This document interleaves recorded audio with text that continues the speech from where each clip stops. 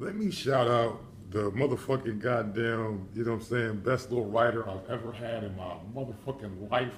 My motherfucking right hand man, Anthony motherfucking White, uh, uh, aka motherfucking, you know what I'm saying, Trouble, that other Trouble, and rest in peace, Trouble, MC Trouble, and that's some crazy shit too. Goddamn, you know what I'm saying, that's some real ass shit. Um, wow, that's crazy. I just thought about that shit. But yeah, Tony was a little brother I never had, man. I mean, fuck it. You know what I'm saying? When it really comes down to it, as far as that side of me, you know what I'm saying? Me and Brian never kind of related after a certain period of time, and that was not necessarily entirely Brian's fault, but it was entirely Brian's responsibility. You know, Stephanie, my grandmother, you know what I'm saying, my father's enabling ass, and you know what I'm saying, then later on my mother, you know what I'm saying, and my mother did it more assiduously than my grandmother and Stephanie. Stephanie learned from Carol, her covert shit. You know what I'm saying? That's what she learned from. She learned that from Carol because Leola was overt. Leola was overtly did not. I mean, worked on my self esteem. Did not like me. Never got along with the woman. You know what I'm saying? If you ask me when my father's mother died, I couldn't tell you. The last time I remember seeing her, I was 16 years old, and that was some just like some crazy ass shit. Me and Leola never got along, would never get along. Um, but at the end of the day, I love the woman. You know what I'm saying? She is a lot of the reason why I am. I had a lot of resentment towards her, and I've forgiven her in the sense that I recognize that I would not be the Alton I am if not for, you know what I'm saying, Leola Thompson. You know what I'm saying? If it wasn't for my grandmother had a lot to do with like my toughness. You know what I'm saying? I mean, we were at war as long as I can remember. But her attempt to test my will strengthened my will, whether that was her intention or not. And she prepared me for Carol. You know what I'm saying? Carol was nothing in comparison to Leola. You know what I'm saying? I mean, that's that Wicked Witch of the East versus the Wicked Witch of the West, dude. Leola was a heavyweight. I mean, Stephanie. It takes Stephanie, Carol, and Pam to equal a Leola. You know what I'm saying? And then that's a certain respect I have for my father. My father had to actually deal. He had to live. He had to be raised by Leola. And in a sense, he passed that down to me mimetically, that will in which he developed being the only child of Leola's and a reflection of his father and so forth and so on, and dealing with Leola's supreme, extreme narcissistic personality disorder. I mean, and I think unconsciously, that's one of the things that I respected about my father is that the fact that he had the courage, you know what I'm saying, to do something a lot of I mean, and he didn't necessarily always do it the most healthy of ways, but he was always standing up for himself. He was always determining who he was in relationship to who she wanted him to be. And what she wanted to do to Alton, she decided she was going to do to me because I was more of a reflection of my father than Brian was. And then I mean she couldn't stand Carol at the same time. You know what I'm saying? I mean Leola couldn't stand Carol. I mean they were you know what I'm saying. And that's one of the kind of reasons why I identified with Carol, even though I had my own issues with Carol, is because her and Leola gave me a reason to stand up for Carol. You know what I'm saying? I had to stand up for my mom in the face of Carol. Of course, any young man is going to do it. So, you know, but that's crazy. So at the same time, I think about, you know what I'm saying, Tony, my little brother Tony. I still call Tony my little brother, man.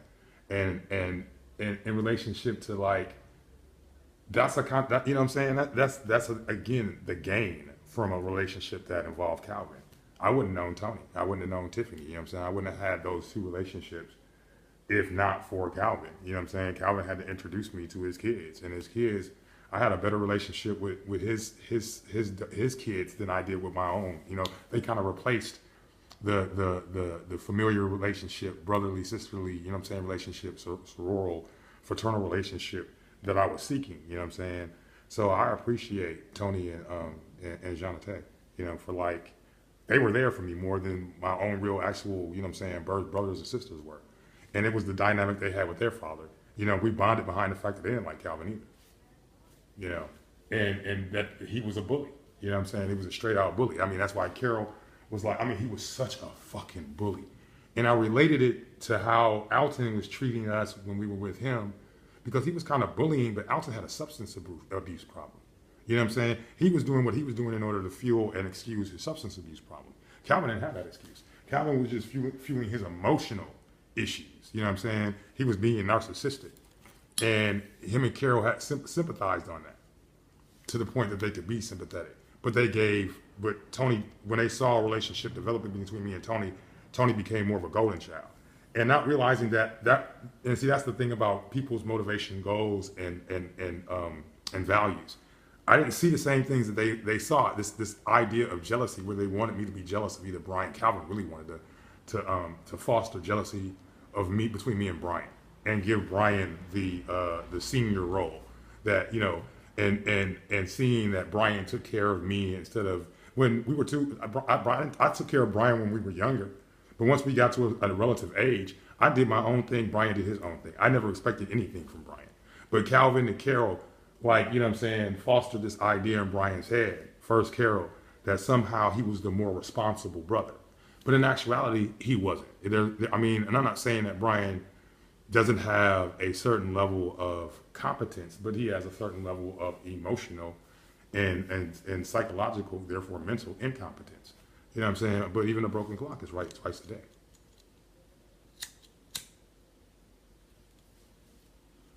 So, you know what I'm saying? I mean, it's like, and that's crazy. And I think about that. Leola kind of like set me up for, like, she wanted to set me up for failure, so more than as much as my mother. And it's not really about what the outcome is. That's what karma is. It's your intention.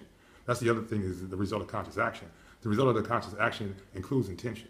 Your intention has something to do with and that's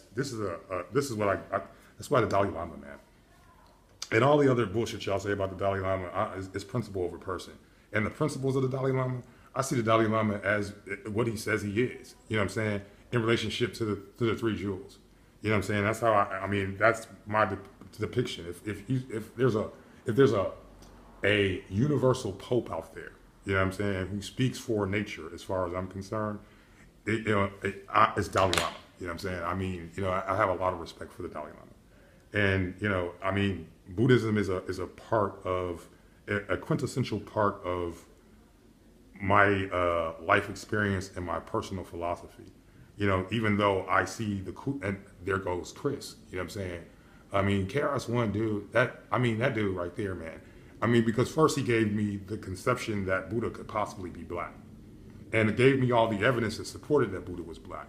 And he personified, it, in my mind, it still personifies like a modern Buddha. You know what I'm saying? So it was like, Chris was my introduction outside of the 5% nation, or outside of the, you know what I'm saying, outside of the Nation of Gods and Earth, and outside of the Nation of Islam's structure of, philosophy, my introduction to Buddhism. And he was a great introduction to Buddhism, because he presented Buddhism from an African psychology, so that I could appreciate Buddhism from an early point of time. And that's why, like, by the time I'm 7, and at 17, when the Namyo Renge-kyo, when SGI was it? Yes, SGI. The SGI Buddhists came to me, I was so open and ready to, like, listen to fucking Buddhism, but that was before KRS-One. I was open to it beforehand, and started incorporated it in my personal philosophy. But when I got introduced to KRS-One, it, like, opened it up even further. You know what I'm saying? It was like, wow, now, bro, I really kind of see, like, from an African standpoint, how Buddhism applies to me.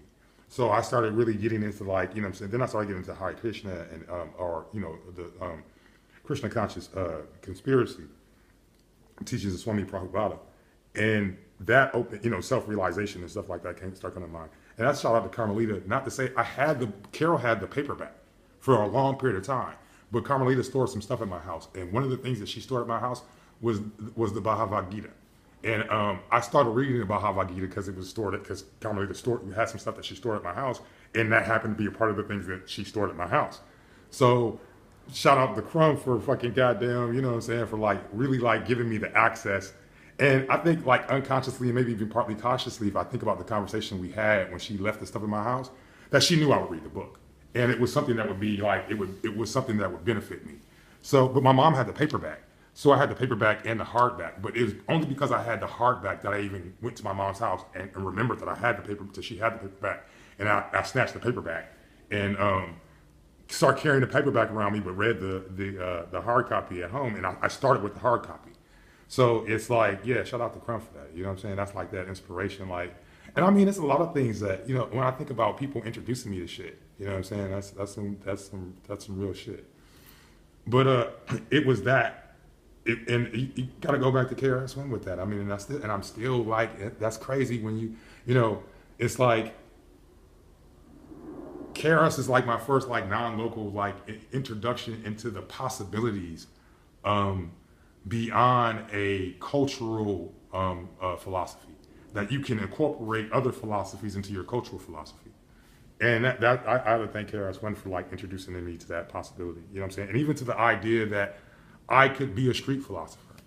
That, you know what I'm saying, I didn't need any accreditation to be a philosopher. That the very idea of being a philosopher was just being a philosopher. And that's like, you know what I'm saying, that was my line. You know what I'm saying? Like, why you wear them glasses? So I can see. That was my line in '85. That was my line, you know what I'm saying? I'm a philosopher. So you're a philosopher. Yes, yes. I think very deeply. Everybody who knew me back that period of time knows that, like, just like everybody knows me back from '85, was like when I had the Gazelles, when I had the Playboy Gazelles.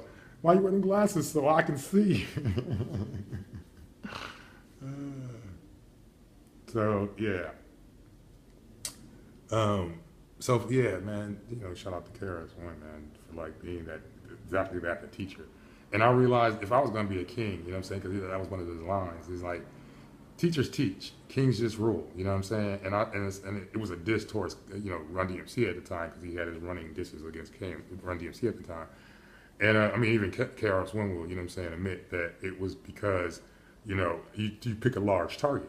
If you know what I'm saying, if you want to make a lot of noise, you pick a large target, and that was his whole thing. But still, that whole idea was, if I was going to rule, I needed a suitable teacher, and I needed to be suitable for teaching, because ruling is and that takes me back to all the other poems that I wrote during that period of time after I wrote Finding Me, and that Carol was only interested in finding me, and she only wanted poems like Finding Me.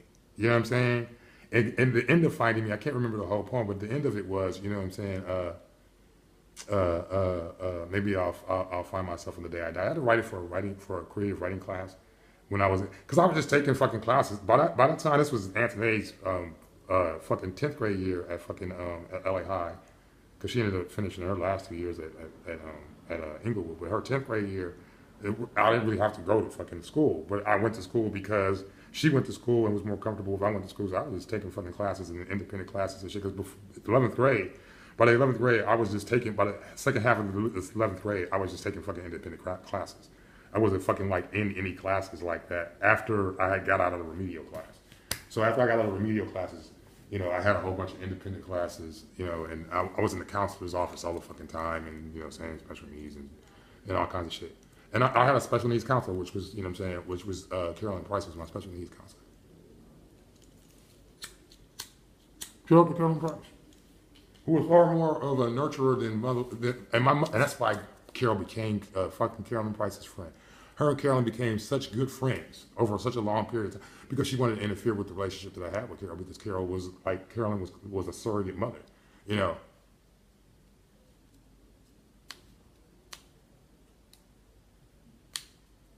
And that surrogate mother threatened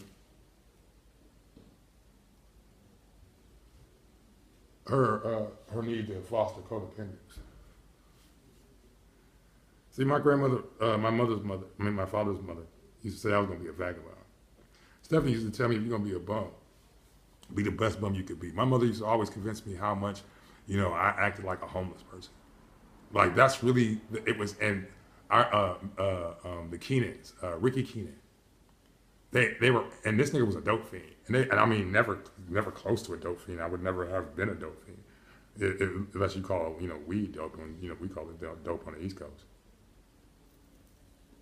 So I guess I am a dope fiend in relationship to marijuana being, also considered dope in relationship to the colloquial urban concept on the East Coast. But yeah, that's some crazy ass shit. So trying to compare me to Ricky, And then, and it's like, Yolanda, man, Yolanda became such a flying monkey, and now